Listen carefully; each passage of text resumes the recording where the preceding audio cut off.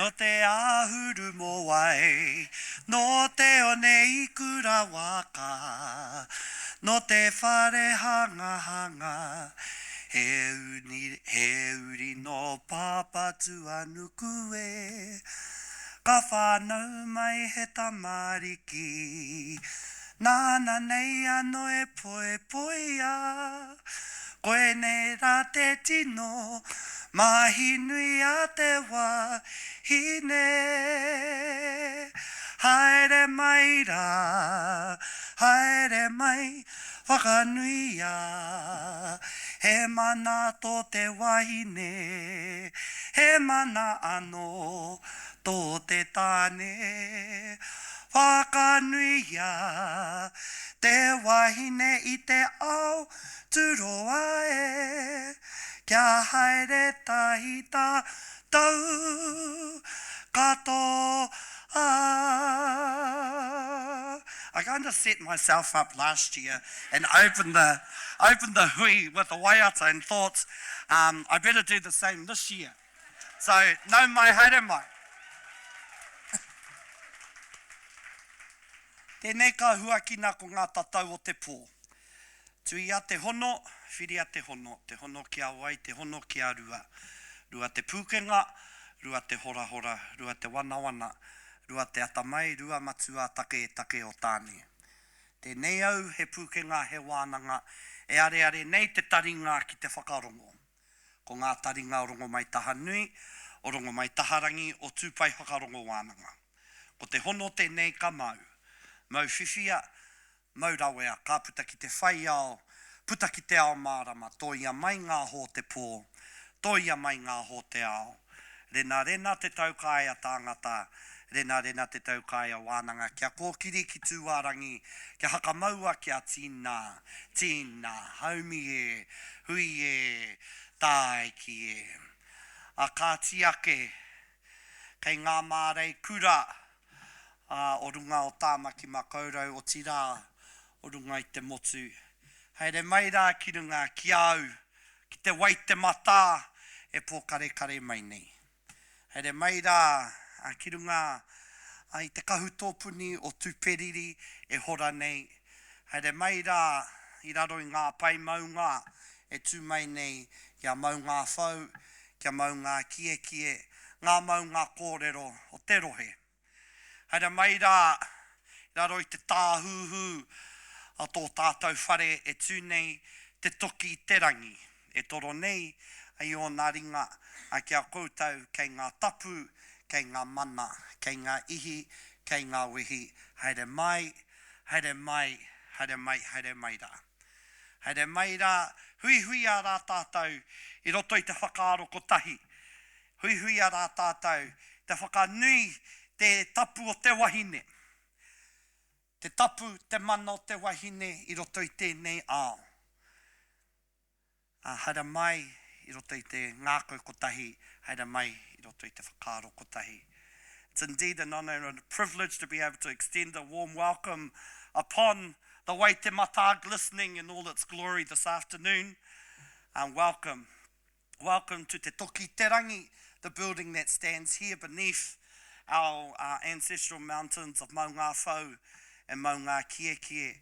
And we welcome the many faces, the many authorities, the many voices, the many worlds to our hui huinga, to our kaupapa this afternoon. And I welcome you once, twice, three times on behalf of the PWC whānau and indeed Ngāti Whātua o Rākei, tēnei ka mihi atu kia kouta katoa. And I look forward to the awesome kōrero and to spending some time with all of you this afternoon.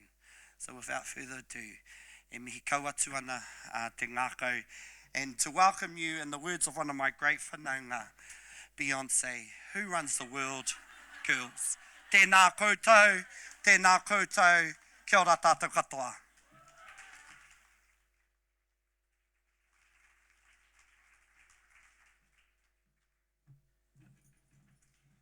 A big mihi to you, Ortene. That was fantastic and beautiful. A round of applause for Ortene. And you're absolutely right, girls run the world, right. Tēnā koutou katoa, nai mai haere mai, ko Kieran Blakey aho, tōku ingoa. A really, really warm welcome. It's just fantastic to see everyone here, all these fabulous wahine, and we've got a few tāne in the room too. I don't know how they snuck in, but anyway.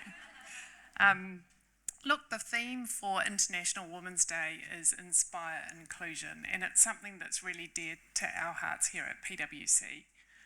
We reflect on how can we actually make a bigger difference, how can we make sure our firm looks like the communities and the clients that we serve.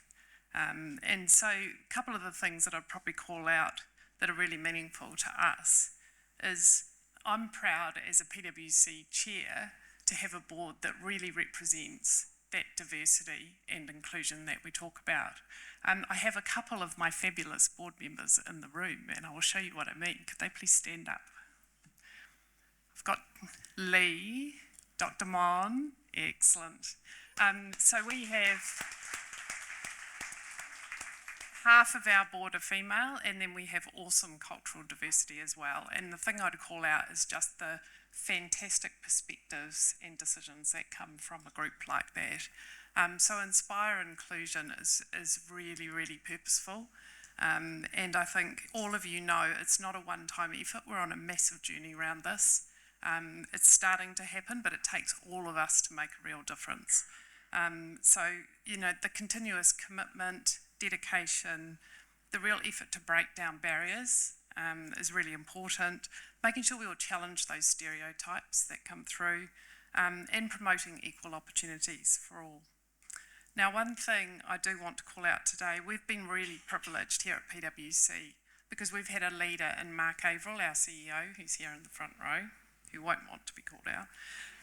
He's been a massive enabler of our journey around diversity and inclusion. I know at times it's been hard for him, but he's been awesome. So, Mark, massive, massive thank you. Mark retires at the end of this month. We're going to miss you. And I know we'll keep an eye on what he's up to, but a massive mahi to you for everything that you've done for all the PwC wahine in this room, because we wouldn't be here without you. And I remember a couple of times Mark coaching me, but it was all deeply appreciated, so thank you. Can we have a big round of applause for Mark? Pa Māori, everyone. I'd like to start actually by acknowledging you, Kieran.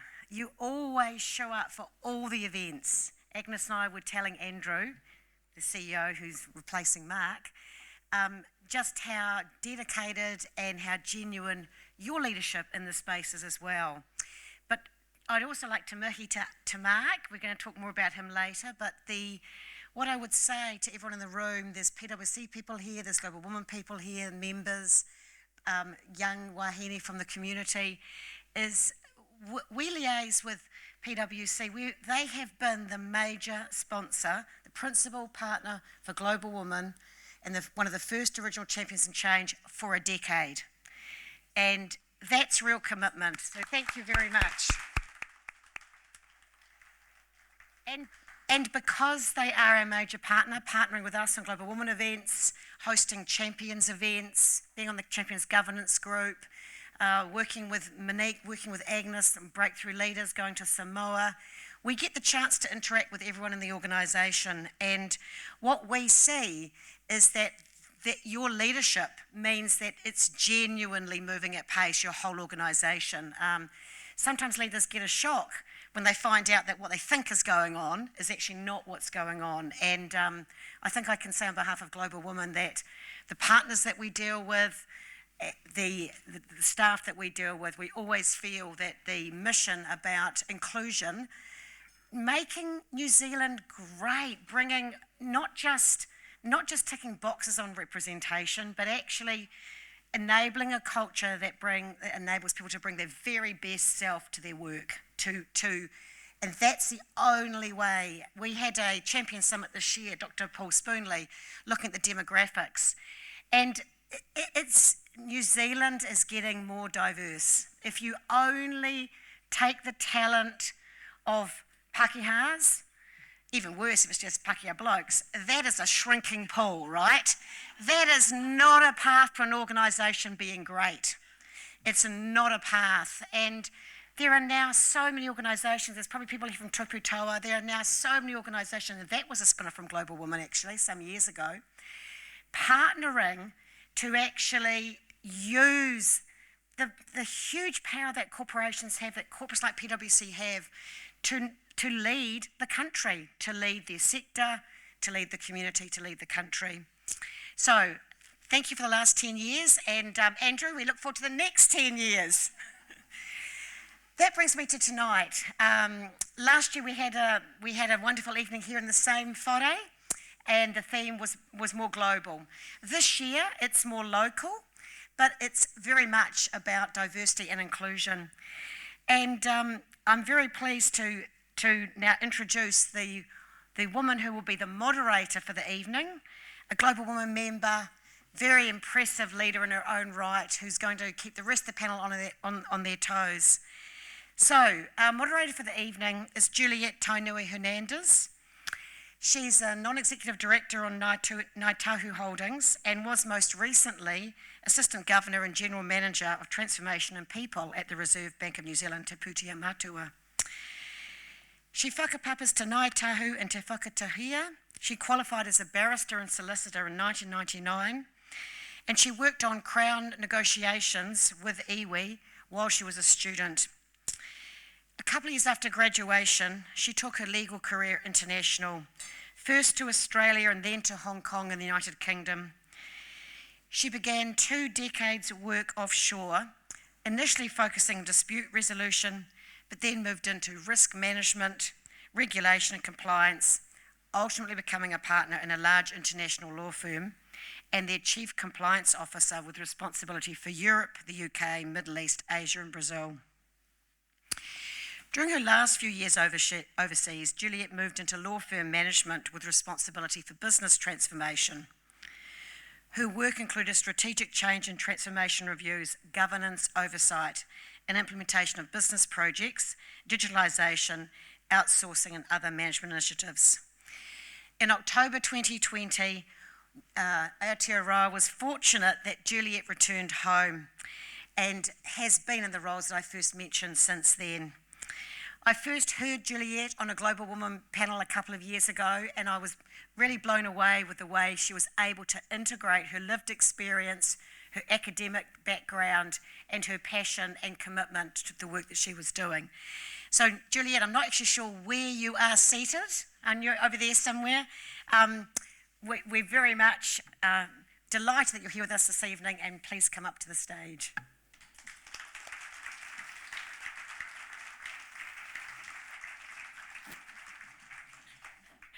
I'm very flash.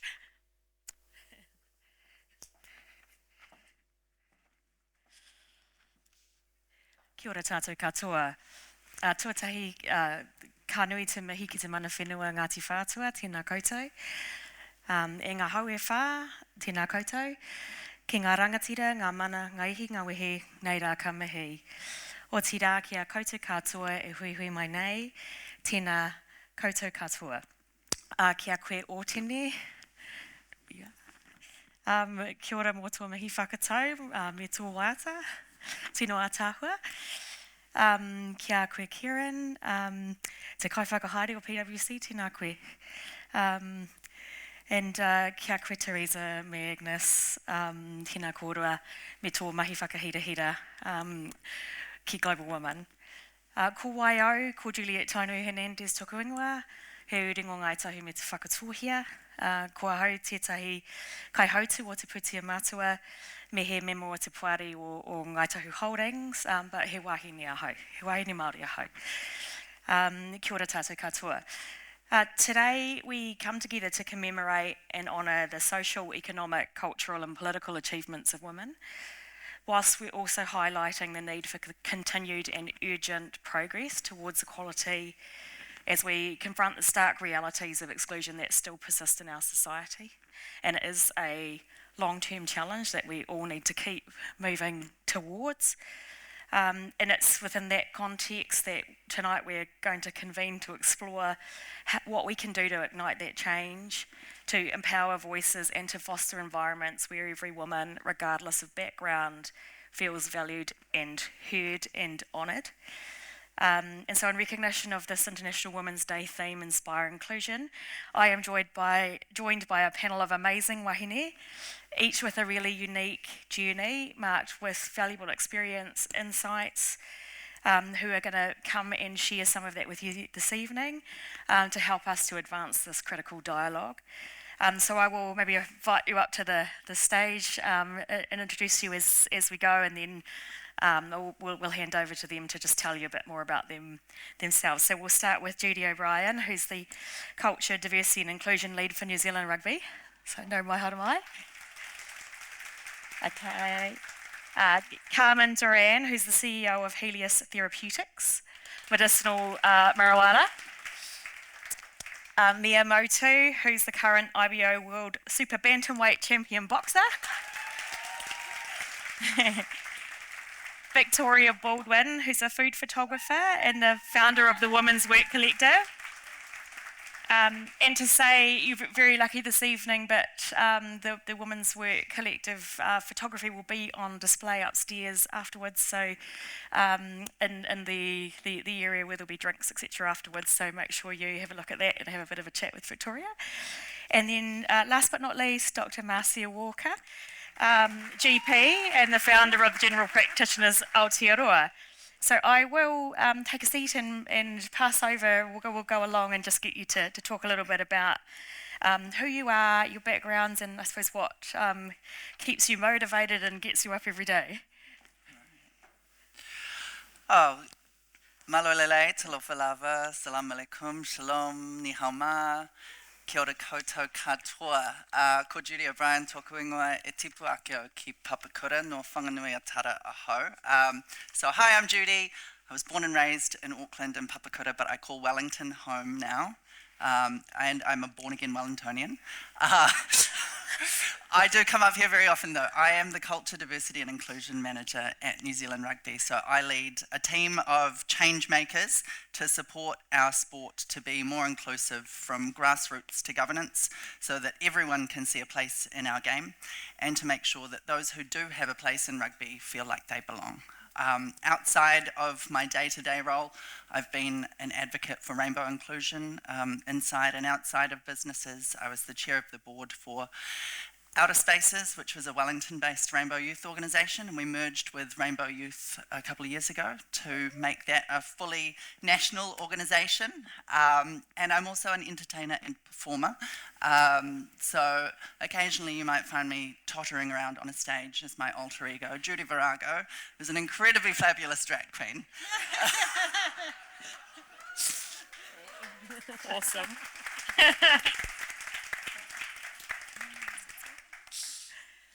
Kia ora everyone, my name is Carmen Doan and I am the CEO of Helios Therapeutics. So we are New Zealand's largest producer of medicinal cannabis, and lots of people are surprised to know that we actually grow cannabis and turn it into medicines right here in Auckland for Kiwi patients right across the country. I thought I'd give a bit of an insight as to who I am as well, that then will shape some of the answers as we're going through. I grew up racing go-karts and Formula Fords, so always been very results oriented. I'm a mechanical and biomedical engineer as well as a Lean Six Sigma Master Black Belt, so I like figuring out how things work. And then I've lived and worked in 6 countries and travelled to over 50, including doing a charity rally through 24 countries from England to Mongolia to raise money for a children's charity, in a very small underpowered car, completely unsupported, going through a number of countries that I didn't even know existed before I went. So I love travelling, I love different cultures, and I love figuring out things about different cultures and what's unique about those. So if you put all that together, I'm a risk taker who looks at understanding and digging in and trying to work out how cultures work to really drive and get results. And I think that's the inspire inclusion piece that we're talking about tonight. All of our backgrounds that we bring to what we do actually bring new ideas and new ways of looking at things, and that's where we can actually really inspire the inclusion as well. Yeah.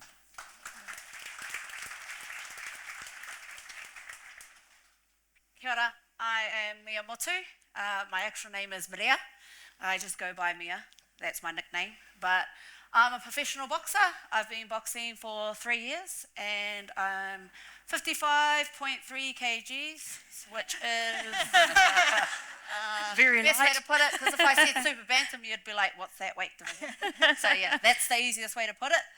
That's my weight division. It's super bantam and I'm the world champion.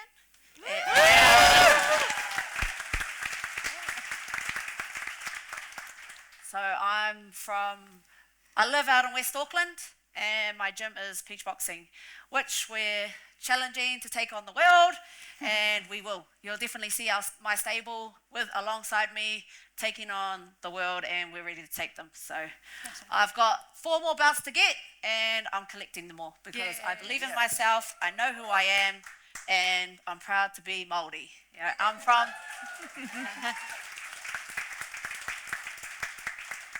I'm from a little hometown up in Pukiporo, which is the far, far north. Yeah, so I love it. That's home. It's rough, it's rugged, and that's who I am. And that's my identity, and I'm a mother of 5 children. Wow. Yeah.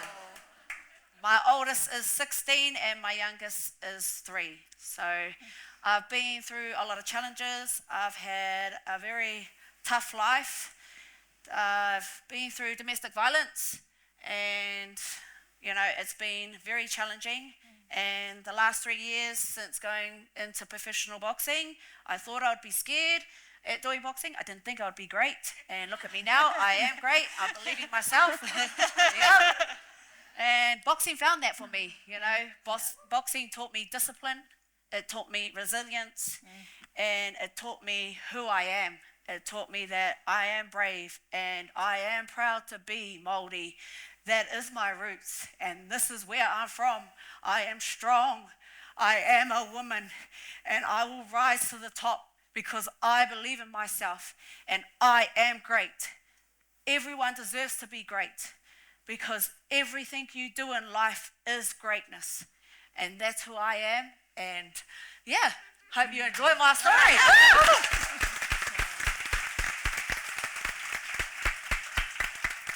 Wow.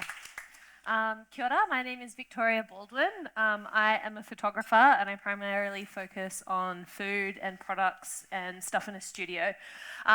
So I am from Australia originally. I moved here 8 years ago. I grew up in Sydney, where I worked at the Department of Education and Sydney University as their staff photographer. So I've had, you know, the side of institution and big machines, and I've worked within them, so I know what that's like.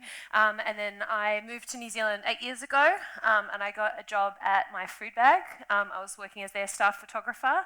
I worked there for about 2-3 years, and then I went freelance, which is very scary, but also wonderful. I was the vice president of the AIPA, which is a photography professional body for photographers in our industry. And I looked around at our meetings and I noticed that there were not very many women. And I also noticed that there were not very many ads photographed by women. Forbes puts women at making 70 to 80% of consumer decisions in every household, but only 15% of the ads that you see are shot by women. So there's a huge disconnect with who's telling the stories and who's buying the stories. That has like massive implications for how we view ourselves, how we look at ads, we see pictures and images in the media every day. And if that's always shot through a male lens, it's always telling us something really specific about ourselves that might not actually be who we are, who we could be. So we formed Women's Work as a collective of women and non-binary photographers here in Aotearoa. We hold exhibitions and we advocate for women photographers to say, hey, we're here, we're pretty good. Have you thought about hiring a woman? And have you thought about how your stories are being told? Because it's really important that we see ourselves in the images that surround us every day so we can actually move forward positively together. That's me. I clap myself. Kia tātou katoa. Thank you very much for having me here today. I'm inspired just being on this panel with this group of amazing women, and I feel like I've got the hardest act to follow after these four. So, tautoko for putting me in number 6.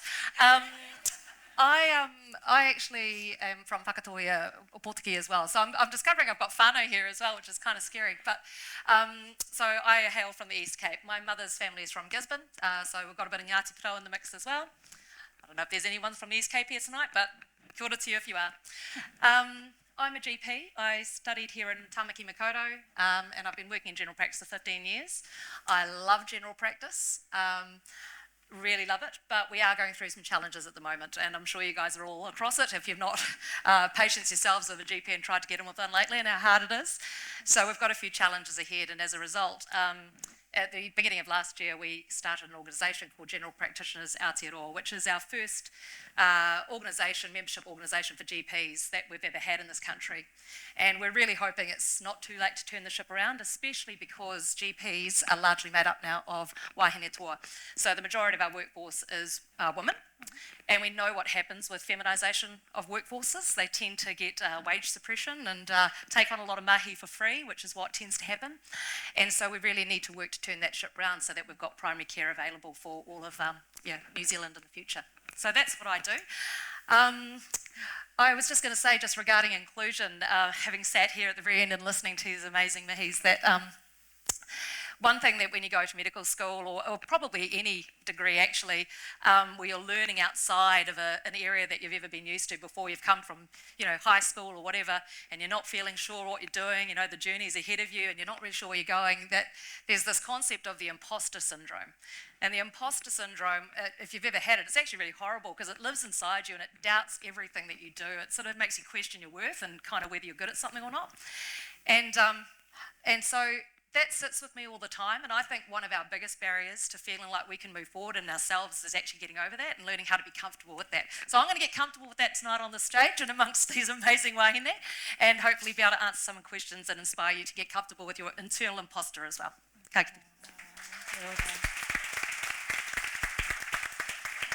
Well, thank you very much. It bodes well for a really interesting kōrero tonight. I think some consistent themes already, change makers. I think that's fair to say, every one of you. And a uniqueness in what you do and culture as well. So I'm looking forward to looking at that from the different angles as we speak tonight. But we're going to start with I suppose a broad kind of soft, easy question before we go deep. And that is, we'll start here with you, Judy, just as we navigate the complexities of intersecting identities, how do we ensure inclusivity efforts are truly representative and inclusive? And in particular, how do we ensure the voices and experiences of marginalised or underrepresented groups of women are elevated and centred in conversations around inclusivity and diversity? Just a small question. Start light.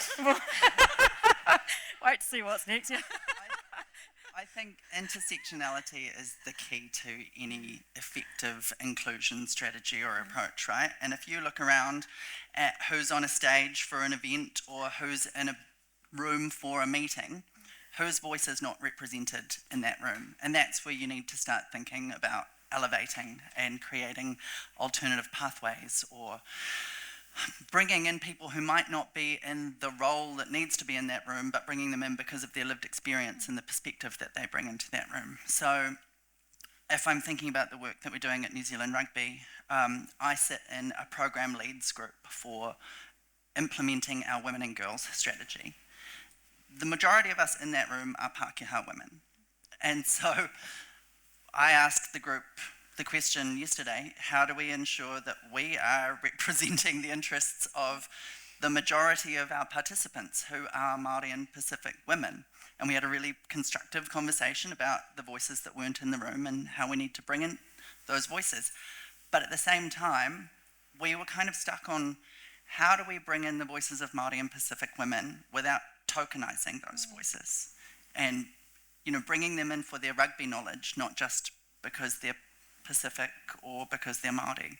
So I don't have the perfect answer at this stage, but what I do in my day-to-day practice is ensure that the work that I'm doing is enabling the women who are not represented in that layer, making sure that they have a pathway to move into leadership, and investing equitable resourcing into them as well. So with our equity, diversity and inclusion strategy, we have a particular focus for Māori and Pacifica women. Part of that means leadership development programs specifically for Māori and Pacifica women. But the conversation needs to be a bit broader than that as well. And I'm just going to mihi to our Chief Executive, Craig Fenton, who has joined New Zealand Rugby recently as the Chief Executive of our commercial enterprise. And we had a really good conversation about who are the other voices that are not represented, and how wide do you take your diversity and inclusion lens without losing focus for the equitable changes that need to be made for Indigenous women. So I don't know if I have the perfect answer, except to continue questioning and asking yourself, am I the right person in this room as well? And maybe sometimes stepping outside of the limelight, even when it's offered to you, to give space for other people. That's awesome. It's really good. I think the bias interrupters and actually having a question that you can ask each time is a really great practical tool that anybody can use to take that step back and to go, actually, what does this look like? And maybe a follow-on question for one of our Māori panellists, but just around the, how much do you think people don't lean into the space because they're afraid of putting a foot wrong? Yeah, 100%. With Te Ao Māori, any of you on that? I'm really happy to speak to that. And again, I can speak from my own personal experience from that, when I applied for medical school, I was 17 years old. I'd just finished high school and I was moving. We were living in Hawke's Bay at the time, and then moved up to Auckland, back to Auckland. And so, you had to apply, and the application process at that stage, they had something called MAPAS, which we still have, which is a Māori and Pacific admissions scheme. And when you applied under that, it was to allow for a more equitable access, to account for the fact that some people went to schools where they couldn't afford good education necessarily. It wasn't private. They were in schools that didn't have the resources necessarily, so they needed a little bit of help. It didn't mean that they weren't going to be good doctors. At the other end of it, you still have to pass all your medical school exams, but to get in. And, you were made to feel a certain way. I'm not going to lie, that you got in on lesser marks and grades. And so, again, that's where that imposter syndrome really starts to set seed. So, I think we need to be really careful around how we approach those kinds of programs. I mean, at the moment, they're looking at scrapping them, and I think when you're starting to take back what hard-fought gains have been put in place to deliver on equity issues, that reaches into the heart of, in my case, Māori people, making us feel we don't have a place, that we're not as good. So we need to be really careful around how we treat those kinds of programs, I think. And before we move to the next question, any other views, just I suppose, on the how do you elevate the marginalised, underrepresented voices? I was just going to comment on the point around tokenism, because I think that is actually, it's a really valid thing to bring up, because you want the voices, but you don't want someone to feel like they're there as a token and that their voice isn't as important. And I think whether that's around a culture or a gender or an experience, and that's why I always kind of try and look at it bigger in terms of the lived experiences piece, because we all are made up of lots of different things, and it's not just who we are or what we look like that ticks some of those boxes. But I don't have a perfect answer for it either, but I think it was great to hear you say, look, we don't want to do that, but we're still struggling with how to get the voices without it being viewed as tokenism, even if it's not. So, And I guess from my perspective, I really like to encourage people not to be afraid and hold back as a result of that, because I think we limit ourselves by not pushing into that. So I want to see that, so say from Te Ao Māori perspective, people trying and, use the te reo, even if you're not sure. Like I'm usually, I don't care if you get it wrong as long as you try hard, because you can, I think, feel the ngākau, the heart in it. So actually encourage everybody to just bust into it and give it a go, because And make I'll mistakes, be cheering. eh? And, yeah, totally.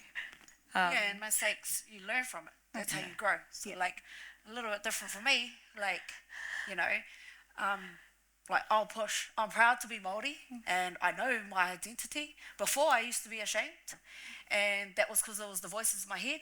And then I was like, why am I living in shame? What gives them the right to make me feel like that? And I realized I am powerful and I won't give up. I will keep pushing. Whether it's going to take me a year or 2 years, 3 years, I look at how Te Ao Māori has grown and evolved. You know, how many years did it take our people back years, my grandparents, generations after generations, they pushed and fought for our language to be spoken. And look how beautiful it is now. It's out there. It's being heard. And so they fought and they kept fighting and they passed it down to generations, and we continued to fight. We didn't give up, even though it got hard. It got really hard at times. You know, we had so many people against us, but we didn't give up. We continued to fight. And that's how I view it. Like for me, I'm just like, you know, there's sometimes in boxing where people are like, oh, please don't be yourself. You got to present yourself like this. And I'm like, no, I'm going to present myself how I want to present myself, because I'm going to be true to me. Because at the end of the day, I want to show our people, you know, people in New Zealand, that this is who I am. And you can be yourself. Don't be ashamed of who you are. You know, that's why I mean, be strong in your identity and don't let anyone push you down. You know, those are people that are making you feel belittled, but if you're accepting that, don't accept it. Push it and push through those barriers, because that's how I view it. If someone mocks me, I'm just like, oh, well, that's your problem, but I'm going to keep pushing and I'm going to keep fighting. And I don't care how long it's going to take me. I will keep pushing and I'll keep being me, because then I'm showing the next generation that we are great and that we can be who we want to be. Yes. Victoria, I was going to say, I think we all know by now that, like, statistically, like, setting quotas for inclusion work. Like, when you make a space for a person, even if they're not the perfect right person for it yet, like, they'll rise to the occasion. And, like, whenever there's issues, it's not issue with that person, it's the issue with the wider culture or the wider organisation that they're going into that isn't making space for them well enough. Like, we know that that's kind of how we get there. So yes, quotas, yeah, and like give people space and let them rise to the occasion. Yeah. Does anyone have a view on, I suppose, ways your own identity and backgrounds shaped your views on inclusivity? To go there. Sorry, what was the question again? Just your own background, how that's shaped your views on inclusivity. I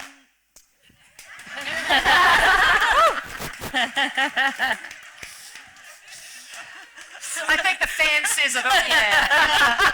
You just stole the limelight.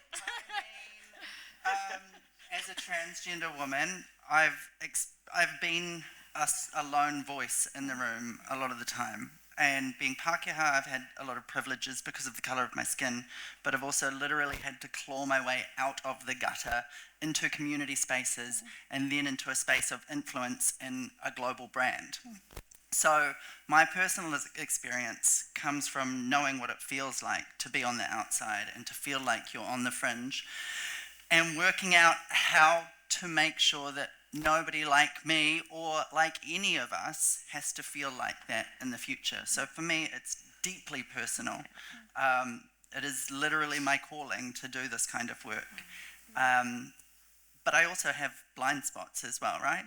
So I know what it feels like when somebody else misgenders me or misgenders somebody. I've sat in really challenging conversations about transgender participation in sport, where sometimes I felt like I was talking underwater or like I was invisible. And so I keep that in my mind whenever I'm the dominant group in a room as well, and think, well, how are my Māori sisters feeling right now if they're not in this room? How does a man in this room feel right now when we say that they snuck in. Like, I get that it's a joke, but we need to be able to shift the narrative so that we're bringing everybody on board as well, right? And making sure that people feel like they have a space. So, you know, I know that it was probably quite challenging for New Zealand Rugby to take me on at a certain point as well, and that it was quite brave of the organisation to do that. Like, you can Google me and find all kinds of pictures of me on the internet. And for New Zealand Rugby to step forward and say, okay, yep, we are going to bring you into the whare because we believe that you can make this change was quite powerful.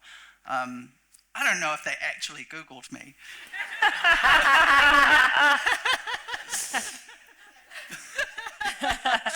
Be some right to privacy or something. Yeah. But the people who interviewed me were our mental health and wellbeing manager, the chair of the Diversity and Inclusion Committee at the time, and our Kaihotu Māori. So the organisation put the decision-making responsibility into the hands of people who were also speaking up for underrepresented groups. It's awesome. There's a really good lesson in there, isn't there? Yeah, it's awesome. Yeah. So I guess maybe sharing a different background and experience and journey. So growing up racing go-karts and then racing cars, often as the only female, I grew up in a family where it was never seen that being a girl was a disadvantage. So my parents always just said, well, sure, if you want to race, then race. Like, don't worry about whether you're a girl or not. And I think the key thing there was as soon as you put a helmet on, no one knows, right? So as soon as you're on the racetrack, no one knows any difference from that. So then I'd grown up in this really, I guess, during my formative teenage years, I'd grown up in a very male-dominated area around racing and never knew that there was anything different from that. So then going into university, where I was one of 5 girls in a class of 120, that didn't really register for me because I was used to those sort of ratios. And it was only then when I got into the workplace that I realised that women around me were saying, well, you know, I'm not getting a voice and this isn't happening and this is a barrier. And I was like, what do you mean it's a barrier? Like, young and naive, I was like, what are you talking about? I haven't had that experience. So I had to relearn my experience because I didn't have that from a young age, but then to go through that cycle and come out the other side, and then now once again see it as a strength rather than a barrier. But I think it's just a different perspective on it, and a lot from those really young formative years, that I actually didn't think anything different of the fact that I was in a room full of men compared to a room full of women. In fact, I would probably even now be more comfortable speaking to a room full of men than I would to this room because of my own lived experiences, and that's what I've grown up with. So for me, this is going outside my comfort zone to be vulnerable and to share, and I push myself to do that because then I can help other people. I've been really fortunate growing up. My mum's dyslexic. She grew up in England, and she got sent to finishing school because they go, well, you're not going to amount to much. Your best hope is to marry well. And she clawed her way up, and she put herself through an MBA, and she ended up being like a financial director for an Asia Pacific company, which is phenomenal for someone who is dyslexic, becoming an accountant and leading at that level.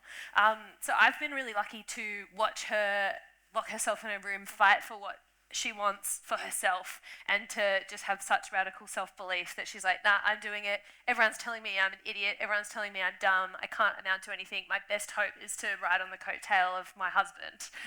So I've been super privileged to watch her. I was also really lucky. I went to a girls' school in Sydney, and they really instilled in us the power of, I guess it's your self-belief. They did a whole lesson where they taught us how to shake hands really well.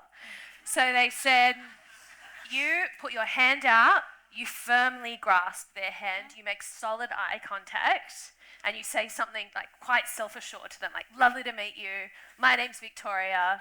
You need to take the space for yourself.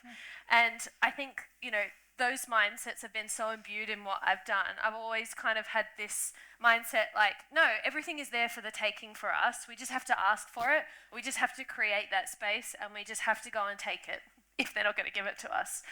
So I've been really fortunate that that's kind of like my background and how I'm approaching this. Yeah. And I love that your mother's a role model as well, like for you. Oh, so good. She's the coolest woman. Yeah. Because I think I'm also interested in your role models that you might have had, and also how you feel about being a role model as well. So paying that forward too. Yeah, I think for me, I think we're standing actually on the shoulders of giants that have gone before us a lot of the time, and you know, we need to acknowledge, particularly for Māori people, you know, we've had some real fighters that have come in the past and have allowed our language to come again, have its second light. You know, it was only 50 so years ago that we were told we couldn't speak it in schools, you know, and so there were some real giants, and I was lucky enough to call one of those my koro, my grandfather. But I also feel a responsibility that we have to carry that on now. It doesn't stop here. As you say, the fight goes on. Ka whawhau tōna mātou. And so that's what inspires me to keep going, because we can't ever go backwards. Yeah. I have to say my greatest role model is my coach, Isaac Peach, because he literally said, just be myself. Who cares what people think? And be you. And I was free from that. Like literally those words that man told me, I was like, wow, okay, is it that easy?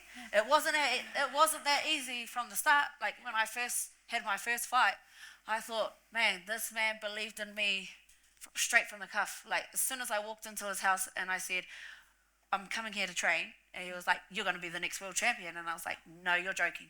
Like, no way. I don't want to do boxing. And he was like, no, you're going to be great at it. And I was like, no, I lack belief, because I literally lacked trust in men. I hated men at the time because I had been through domestic violence. So I built a barrier where I stayed silent and I lived in fear. I also was ashamed of what I had been through, and I blamed myself. So I stayed in a really dark hole mentally and physically. I also went through mental problems also, because you know I wanted to commit suicide as well, but it was my children that held me together. And when I met my coach, like I was friends with him years ago when I was younger, but 3 years ago when I walked back, you know, seen him, walked in his house, and he literally said those words to me, and I was like, okay, I'll give it a go. Gave it a go, and I was like, man, why didn't I do this years ago? And I started, like every fight I started having, I've had 18 fights, never lost, won them all, and every fight has taught me something new about me and my life and how I approach life, and also it's given me the coping mechanisms, the tools, and I'm just enjoying life and embracing who I am. And so I've got the best role model that I could ever ask for, and that's my coach, Isaac Peach, because he's just been through a big, massive challenge of life, and he deals with like 18 fighters and 3 in the top around the whole world. So, you know, we're the strongest stable and the most feared fighters throughout the world. People dodge us all the time. It's actually real. They actually dodge us. Like, I'm always like, I'll fight anyone, because I believe in myself and I know who I am. That's why. So I'm like, yeah, give me anyone. He even almost put me up to heavyweight. And I was like, yeah, let's go. So I'm lucky, you know, I keep my circle very small, but, you know, I've got great role models, and, you know, my gym's like my family, and also my children. My children are my greatest inspiration ever, because without my daughter, I wouldn't be standing here today.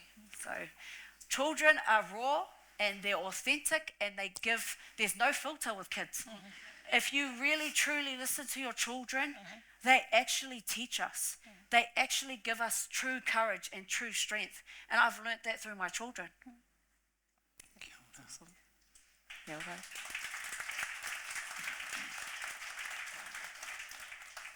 That's awesome.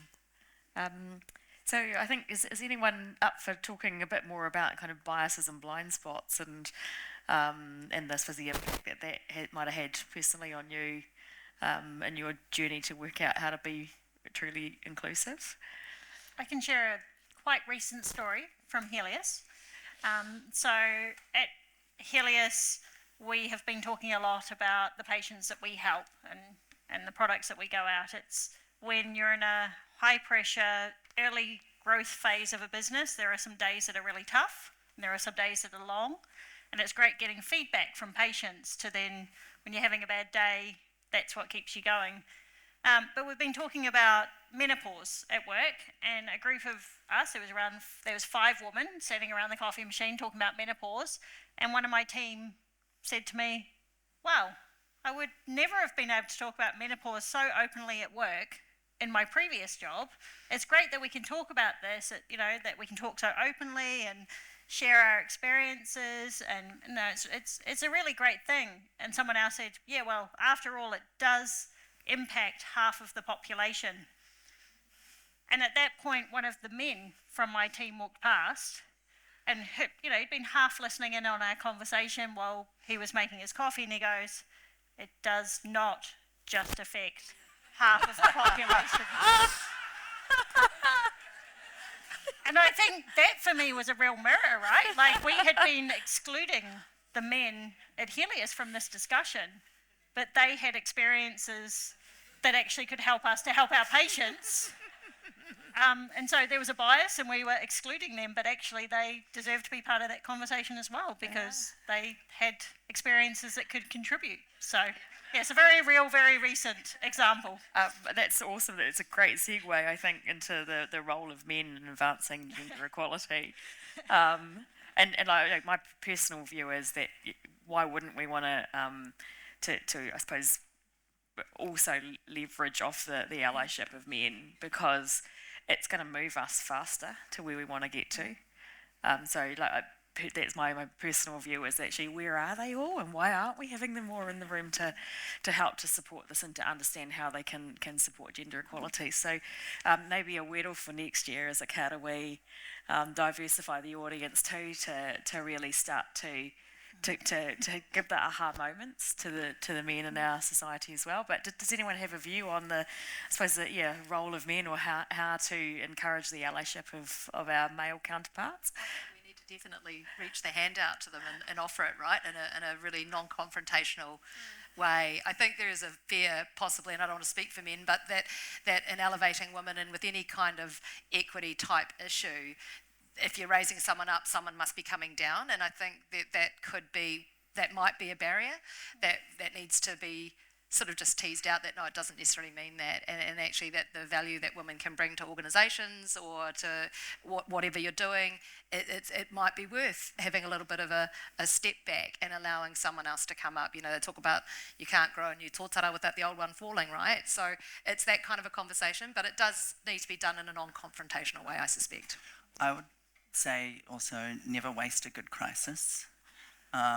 Take your mind back to International Women's Day 2 years ago. New Zealand Rugby on the All Blacks channel posted an image of All Blacks with some important women in their lives, and the sentiment behind it was about thanking the women in our lives who allow us to do what we do, which was not necessarily the best angle to take on a day that's about celebrating women, because it was centering the experience of men. And the particular men that it was centering were not necessarily bastions of gender equity. I think that might be the quote of the night. But what that did for our internal processes was make it really clear that we needed the voice of women involved in what we were putting out on our social media. And so we put in a process where subject matter experts would be called in whenever there was an important event happening. The young man who made that tweet was just so alienated and really isolated, and we actually had to wrap a lot of support around him. And 2 years later, he's very comfortable reaching out to me and saying, hey, this is what I'm developing, this is what I'm working on, what do you think, can I get some support from you on this? So we managed to build a really positive relationship and a good process around it. And now, you will see our tweets come out on Friday, And it will be women at the centre of those, regardless of what channel's coming out. But what that told us working in the inclusion space in rugby was that we needed to be more intentional about bringing men into the conversation. Men are increasingly, if you look at data across New Zealand at least, feeling alienated by inclusion efforts and feeling discriminated against by language like pale, male and stale. So I really try to avoid using language like that to enable allyship, because the guys who want to be on board don't want to have to feel like they're stale. So we've had a few gaps come open in our Diversity and Inclusion Committee recently. We looked at who was in the committee and we said, actually, we need more men here. So we just shoulder tapped a bunch of men to join the committee who were all like, oh, I never would have thought that you'd want me in that group. And we're like, how do we do inclusion without you guys? So yeah, being intentional about inviting men into that change is a really important way to enable allyship as well. That's awesome.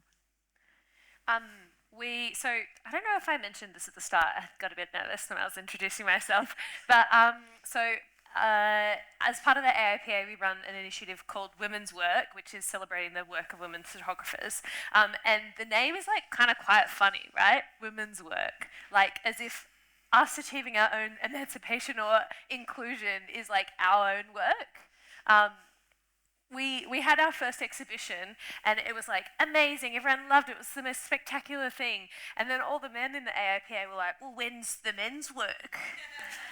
And I was like, oh, come on, like, okay, A, you've already had your turn, B, you can organise your own, like, why am I organising your exhibition? It's just funny, like, it's, when you stand up for someone as a minority, or you stand up for yourself, or you try and make space for someone else, people go, oh, I'm going to lose out because you're going to take my spot. But there's actually not one spot. Like, there's not one spot for the woman. There's not one spot for, the Māori or Pacifica person. Like, there's actually room for everyone, and if everyone's voices are included, it's just way better. So men's role is like, making nice space and asking people in rather than going, you've done all these things wrong for so long and it was so hard for me. Like, no one reacts well to that. It's way better if we move forward together positively. We can make way more change by doing that. I would say that some organisations have actually done really well at getting in front of that. So New Zealand Defence Force, before they stood up their Wahine Tour program, they stood up Tāne Toa, so that there would be something for men to look at and go, that's for me, great, you girls can have that. And so managing the sort of reactionary barriers that traditionally dominant groups might come up with, the revolution in me doesn't want to have to address that, but it can be a really effective way of reducing the detractor message. I think in terms of there's space enough for everyone, one of the things that we've done at Helios is really around our company values. And it's something I'm really proud of because it's the first company I've worked at where company values are actually part of our everyday conversation, not just something in the employee handbook or a poster on the wall. So we actually came together as a team and came up with our own values. Apparently before I was CEO, they had values. Apparently there was 10 of them. When I asked the team what the values were, they couldn't name any of them. So I told them that you're allowed a maximum of 5 because that's all I can do on one hand. And so we actually went through a whole process with an outside consultant where we had interviews with everyone. We talked about who we were and who we wanted to be and landed on our values. Now, one of our values at Helios is called the entourage effect. And only people who know about cannabis will know what that means. Marcy is nodding down the end. So the cannabis plant is amazing in the fact that it has over 100 active ingredients or compounds in the plant, but they actually work in the medicine together synergistically in the body. So there's actually studies that if you took them all apart and took each one individually, that doesn't work as well as if you take them in the ratios that the plant grows. And they're still trying to work out exactly why that happens. But that is one of our values at Helios, and this idea that each of the different elements, the different viewpoints and the different people in the room we come together synergistically, so the output is greater than if we each took things individually. So that value has made a space at the table for everyone to bring their own viewpoints to the table, and their own background, their own experience. One of our other values that complements that really well is curiosity. And so what that does is it gives everyone permission to ask questions in a really non-confrontational way, and we use it all the time, where you start the sentence saying, I'm curious why you said that. I'm curious what that means. I'm curious what would happen if. It just takes all of the kind of emotion out of things. So I think those values, and actually living those values, has been one of the ways we've made space for the viewpoints and the different people at the table. So That's awesome. I think actually Te Pūtea Matua, the Reserve Bank, we also did a values program quite soon after I joined, and thought about how do we take so 3 values that were on the wall that people probably looked at and then didn't perhaps build into their daily life, but how do we create greater depth, and how do we bring that more diverse viewpoint into it? And so one of them was innovation, and we looked at the Te Ao Māori concept of wānanga, and how all the voices in the room and everybody being heard and bringing that together would create greater innovation. And so I think there is something to be said for refreshing values and thinking about how do you make those, I suppose, mean more by bringing in the different viewpoints too. So it's nice to hear that, and also it seems quite fitting that the individual compounds together are some greater than the parts, and I think that's something for Aotearoa as well. Absolutely. We've got, as I say, getting more and more diverse, which is awesome. But actually, if we don't nail the inclusion part, we'll have I suppose, a more divided country. So I think that this is a really important theme this year. Absolutely. So I think maybe some thoughts for the audience to be thinking about as well. So any ideas on how people can leverage their own individual spheres of influence to advocate for inclusivity and equality? Well, I think just be transparent, be honest, speak your mind, don't be afraid. And if you're whether you're the lead of an organisation or a really, really important cog in the machine, everyone actually plays a role in inclusion. And I think, being aware of your blind spots, which we've talked about a little bit, where are the areas that you might be a bit weak on, and that you can also improve your own conversation with not only yourself, but then with the people that you're having around you. I think that's really important. Obviously, if you're in leadership positions, you want to use that leadership wisely and sensitively and make sure that the conversations that you're having are appropriate, make sure you're listening. And obviously, if you're at the level where you're setting foundational documents for your organisation, make sure it's written into your constitutional plan about how you're going to include people in that, so that you're bringing them along from the journey from the get-go, rather than trying to reverse engineer it down the track, which can be a lot harder. So that would be my take-home. Yeah. We do work with advertising agencies, going hey, how are you going? Who are you hiring? How are you hiring? There's an initiative called Free the Bid in the film world and coming into the stills world, which is all about getting a woman on every bid. So, you go out to 3 vendors, you go, we're going to have one of those vendors who's bidding on this as being a woman. And I think that is such a cool thing. Even if that person is not, the most qualified, by having the experience of being able to pitch for work is the most amazing thing, because there's so many barriers for people getting jobs. It's like doing an interview. You just need to keep having practice at doing it, and then once you've made it over that first hurdle, you'll make it to the next one. It's all about opening up and seeing what power that you have in your hands. So maybe, you choose a contract for this, maybe you're in charge of hiring.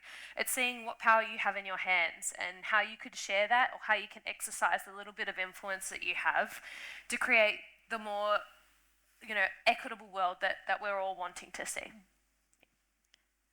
I think for me, not the smartest person, but definitely like in boxing, definitely like. I'm thinking about the other question. Sorry, I have You to can butt in. answer, yeah. But the other question, like, I was lucky in the sport of boxing. Like for me personally, like I felt equal towards my team and with the boys. Like there's only 2 girls, and it's just me and another female, and the rest are all men. But they literally, like my coach, number one rule, when you walk in that gym, we're all equal. And so we treated each other all equally. And I was so determined to be better than the boys. So I got in there and I was like, I want to be headlining here in New Zealand. And I did, because I wouldn't give up. And I made sure that I performed well. I trained hard. And I trained alongside the boys, and I always asked, and I wasn't afraid, like, how can I help? Or, like, what do I need to work on? And I would take that and grab it. If it didn't work, then I'll chuck that away and find something else. So I was lucky that I had, it was equal. And then I ended up becoming, like, my coach made me get my license, and then the boys were listening to me. The men started taking advice from me and knowing, and like I've been boxing the least, and they listen to me, and I'm like the 3rd coach in charge. If my coaches are not there, then I'm the next one to train them. I'm the next one to corner them in the corner, and I'm like, wow, I'm this female who's made a difference and showing that, because boxing is a strong male dominant. It's definitely, the boys get way more money than me, but it's not even about that. To me, it's showing that females can headline a male dominant sport. Yeah. And it's like, like I'm like, because I love boxing, and it's not even about the money. I'm like, see boys, I'm just as good as you. So, and it's just, I'm proud of that, because like here in New Zealand, man, they rather watch me than watch my boys. The boys are my team. And the boys are like, they're amazing, but I'm just as great. Like, it's just really knowing where you are, and, really in listening. I think really listening, having an understanding, because, and really just telling, I like communicating with the men. So like, if they come off quite aggressive and intimidating, I'll tell them, like, okay, you may be really good at this, but don't forget, I'm good at this. They may be good at physical things, but I'm good at mental things. So, help each other, support each other. And if they get angry, they get a bit more aggressive, but I'm a bit louder. It's having that understanding. That's what I find. I feel very equal, even though the pay's not equal, but I'm like, so if a man I is hope a that's CEO, yet, yeah. by the way, yet. The pay's not equal. Yeah. It will come. Trust me. I believe it. I'll believe it. I believe it will come. But, if, like, it's like my coach, he's the main head coach. And then I'm like, oh, I'm actually up there with him, because I've really listened to my coach, and I've grasped every single knowledge, and I just watch him. I sit there and observe everything he does, how he manages, how he does his business, how he tries to promote our gym, and how he tries to promote us as fighters. I constantly watch and I learn. It may seem quite intimidating, but I change it, and I'm like, oh no, you're going to teach me, because I'm going to be just like that. So that's how I value myself and see it. I'm like, okay, I can do what a man can do, but they might be just a little bit stronger, but I'm mentally stronger. So I can do it even better. So that's just how I view it. Can I ask Judy, just on the topic of women's sport, obviously one of the joys of last year for me was actually the Black Ferns. So I was just wondering, like, what difference has that made within New Zealand rugby, obviously the success of that? What difference has it made within New Zealand rugby? Or even broader, I suppose, too. I mean, structurally, we now have a head of high-performance women's rugby with her own team reporting to her, largely made up of women working in rugby, but there are men in there as well. We also have a head of community women's rugby, which is a role that didn't exist before, and she has a team reporting to her. We've got people across the business who are in love with women's rugby, and there was a bit of a branding exercise that we went through recently with an agency from Australia who did a bunch of different focus groups with our staff, and one of the key points that they found was that our staff are so excited and energised by the women's game. So it's really kind of reignited a passion for rugby for a lot of people, both within the organisation and outside. And it's shown New Zealand that like a traditionally male-dominated sport can be dominated by women who can be the world champions and can shift that narrative. Like for me, women's rugby is about gender equity in New Zealand as well as a game that people are awesome at. Because when I was growing up, boys played rugby, girls played netball, and I couldn't play it either. My strengths lie elsewhere. So it's reignited passion, and I think it's given a lot of women inspiration to see themselves represented on the world stage, to see that their bodies can be powerful and useful and celebrated regardless of shape or size or colour. So it's pretty powerful to me. And I just wanted to touch on the influence part as well, because influence starts with you. So like investigate your values and your blind spots and your tikanga and your social inputs. Where do you get your information from, and how does that influence you? Then think about who's in your like top 10, who are your closest people, and is there very much diversity in that group of people? And if not, maybe be intentional about stepping outside your usual circle and getting some different perspectives. And then the third part is social norms. So culture and behaviour change through social norms changing. Influential people are the ones who change those social norms. So who is the influencer in your circle who can have the most impact? And how can you sell gender equity and inclusion to them? Is it to their head because it makes sense? Is it to their heart because they believe in it, or there's somebody that they're related to that they want to see have more opportunities? Or the wallet? Is the business case what's going to work for them? And sometimes people will respond to one or all three. On the inclusion part as well, back to that story, I think we're talking so much about inclusion at work here, but we all have other circles of influence that we have, whether it is your sports team or a charity that you work with or your family, and how you can have some of those meaningful conversations in those spaces can actually then cause a ripple effect in their lives, and then that can cause a ripple effect in where they work or their communities. So I think my view would be, don't think of inclusion and trying to inspire inclusion. It's just something you do at work, because that seems like a really missed opportunity as well. So yeah, that's awesome. Agnes says we've got a bit of time for questions actually, so I know, chucking it out there, is there anybody that's got a burning question they'd like to ask of any of the panellists? Don't be shy, ask away, ask anything. there's one over there. Mia Motu, how do you keep up with self-determination every single day? Every single day, I look at my children every single day. They're an inspiration, and just their love. You know, I literally, like, people always say, oh, you need a partner. I'm like, children give me the raw, authentic love that a partner can't give, because they love you for who you are. I really just look at my children, and I'm so grateful that I have all 5 kids to wake up to, because my son's born with a hole in his heart, and they told me he'll never reach the age of 16. He's still living, and he's still healthy, and I'm just embracing every moment. I just treasure it, and it's precious, because I've lost so much whānau. All my grandparents have gone.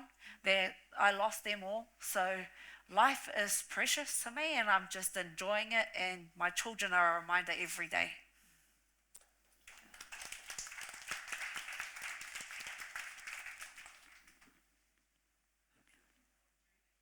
Can you hear me? Yeah.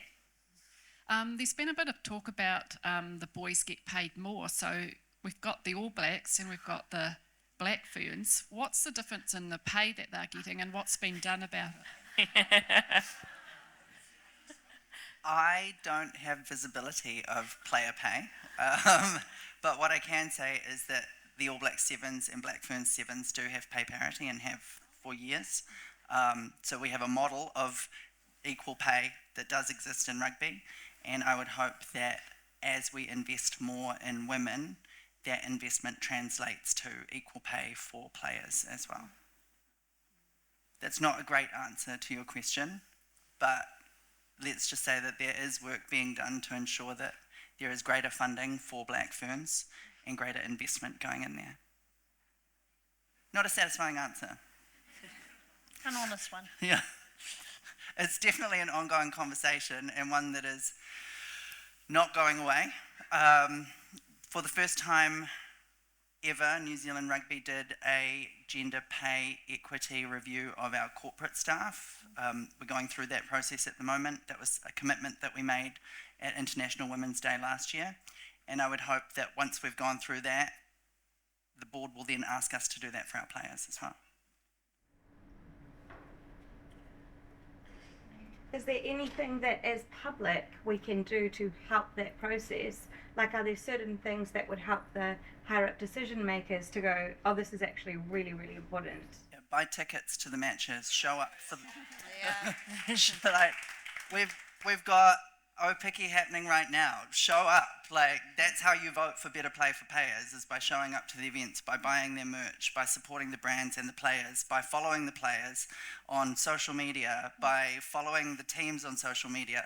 It's the numbers that drive how that investment is going to be applied. So get out there and support the girls. And yeah.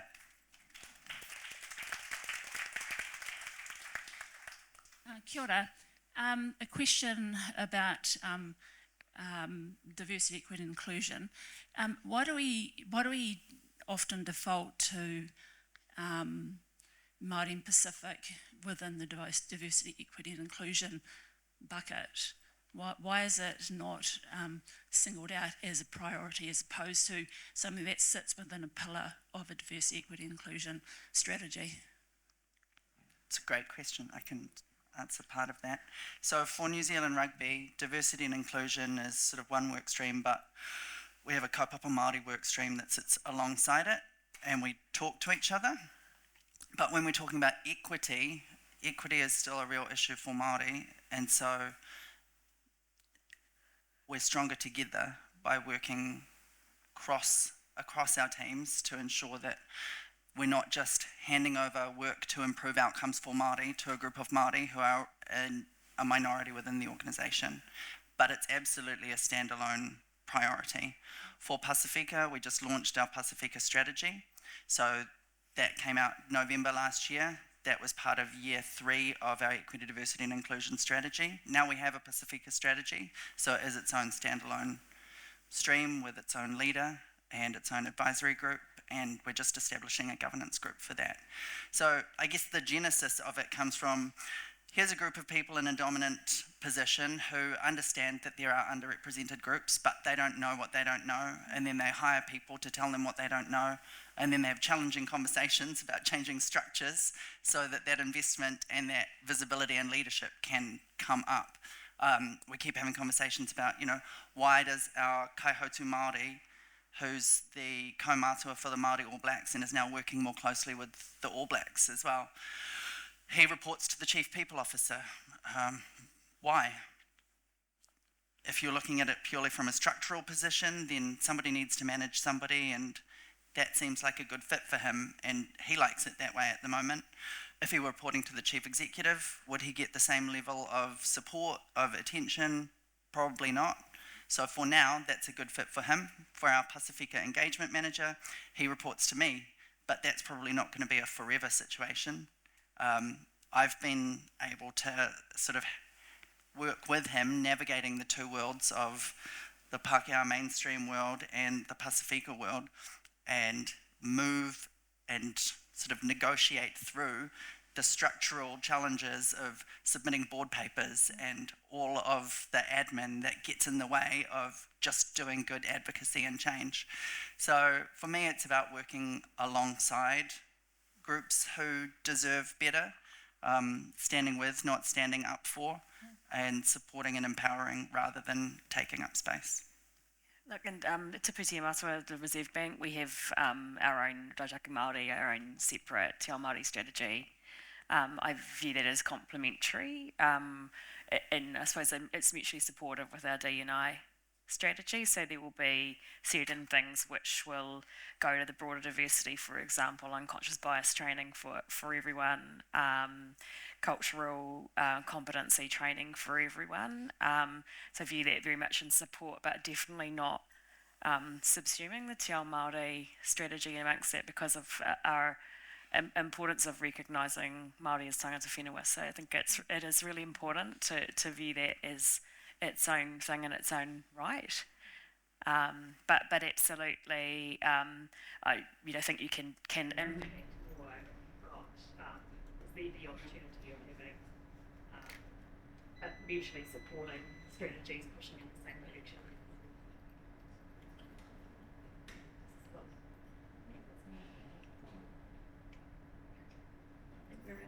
Okay, so can I have time to just say that, like maybe quick fire, one thing, what kind of commitment would you be asking the audience to make to inspire inclusion going away from here? So we'll start at your email. Oh, like me. But be the change you want to see. That's probably the one thing. I mean, there's a lot of women here, but even to the men, you can be the change as well. So, yeah, be my take home. There's lots of different organizations that tech and diversity and are doing lots of things. Like, go and be a great supporter of your industry group. Go and be an amazing member of that and pull and collect, use your collective resources, and go and be an active member in your organizations. I say don't limit yourself. Not one thing, don't limit yourself. Doesn't matter what age you are. I'm 34, but I feel like I'm 24. That's a limit. I'm not going to put myself on a limit. Just go and live life, enjoy it, be true to who you are, and live life with no regrets. Go out there and fight for what you want. And don't give up. I truly, I changed the word to failure to growth and learning. So it's not failing, it's learning and growing. Whether you fall 10 times, it's how you keep getting up. Just keep getting up and keep growing and keep being you. Be true to who you are.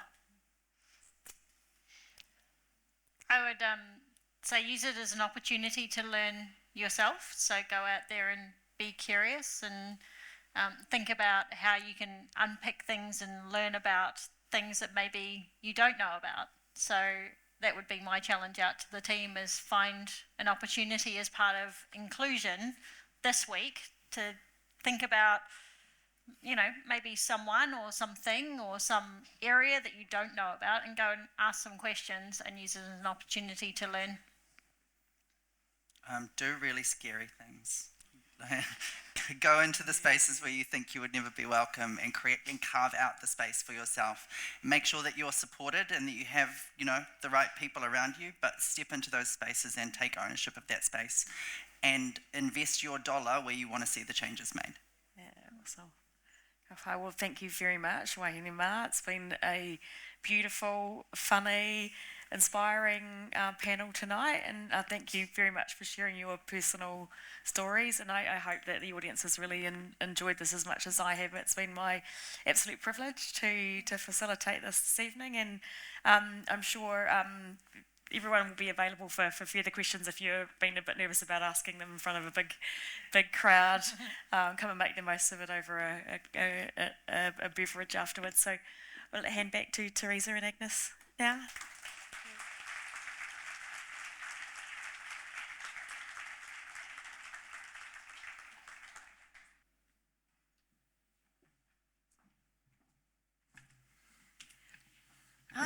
Well, actually, first of all, I want to thank the panel.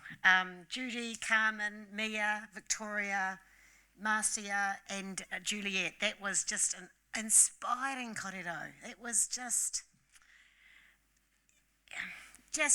the way you dressed when you came onto stage. That already says each of you being true to yourself and celebrating diversity. And then the way that you held your own power and presence and your personal power, but allowed space for each other. It was just a very beautiful role modelling. So ngā mihi nui to all of you.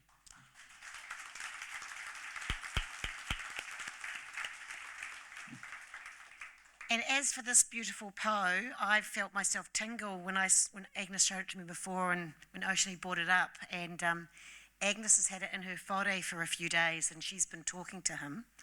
And you can see why, because can't you feel the wairua? Can't you feel the energy in the room with us? So, Mark, I'm not quite sure how your partners are going to top this when they do a goodbye gift for you. But you know, this is our heartfelt thanks for your support, your leadership, and your male allyship. So thank you very much from all of us at Global Women.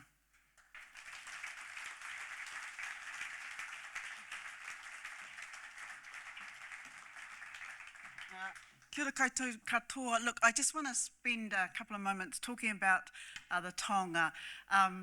First of all, a funny story. So when we briefed the carver, and I would never tell a carver what I expected is that we'd have something, we say, here, Mark, here's for your table. Antoinette picked it up on Sunday from a carver in Tuako. So she drove down there. She sent something to me, oh, you'll be really surprised. She turned up in my driveway and she said, oh, I might need some help to get it out. I was like, anyway, so when something like that, we opened her back door. And so we are going to, just a note, we're going to symbolically gift it because it was heavy. So that's the funny part. So it's definitely not what we expected. And I was a little bit overwhelmed by it too. And I thought about you, Mark, and I know you're a humble man. And what I never want to do is, you know, make you feel overwhelmed either.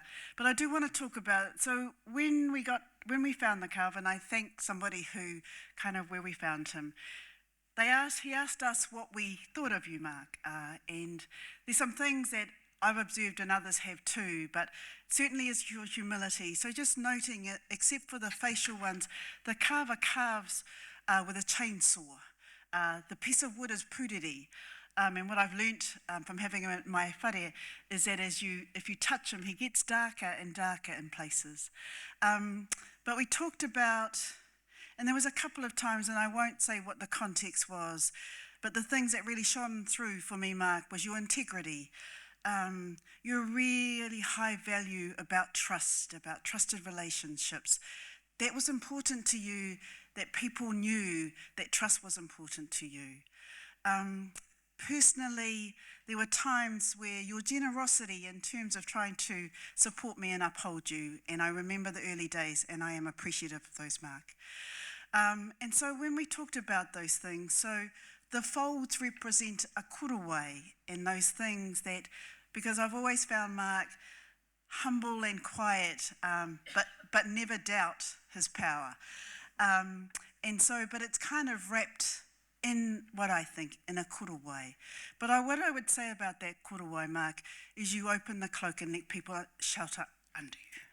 And I want to say, on behalf of all of us, I feel really privileged to know you. Thank you for all the service you've given to Global Women. And so, like I said, we won't pass it to you because you might drop it. And I hope you have a really big whare that you can put it somewhere as well. But again, I want to say, Mark, that we gift this with our love and respect. And the other funny part, he's never going to forget Global Women.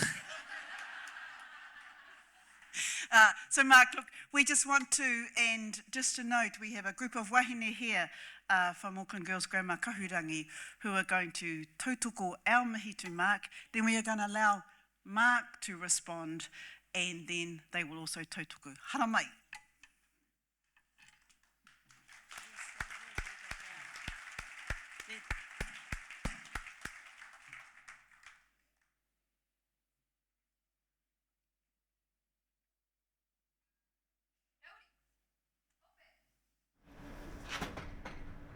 Tangata tini whananga api hai e tu ana i te tihi o maunga whau. He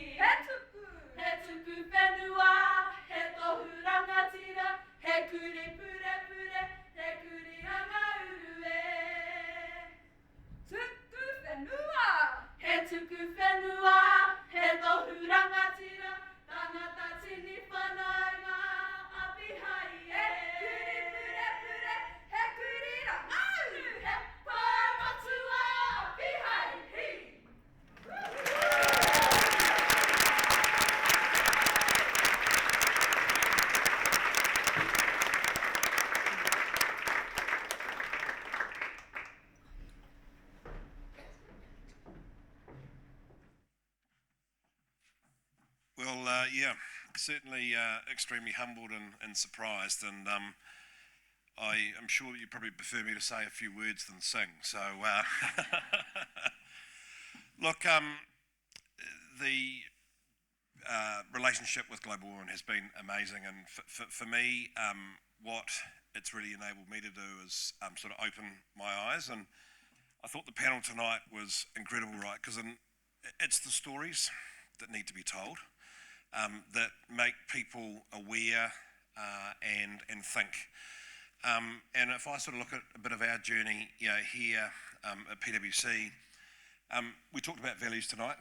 I was really lucky when I sort of came into the role, and we had new values. And what we did is make them part of every day as to how we roll. So we talk about having value shares at the start of meetings, so where people can tell stories to sort of bring them to life. And with a lot of that sort of helped to define the culture.